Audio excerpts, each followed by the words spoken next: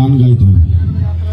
তো আমি ঠিক করেছি যে আমার যে সিনেমাগুলোর হিট হিট গান আছে সেই গানগুলো দিয়ে আমি একটা রিমিক্স কাওয়ালি করেছি, যেমন শুনলেন। তো ওই গানটাও আছে। আমার প্রত্যেকটা ছবির হিট হিট গান নিয়ে রিমিক্স কাওয়ালি করবো, শুনবেন তো? তাহলে শুরু করি।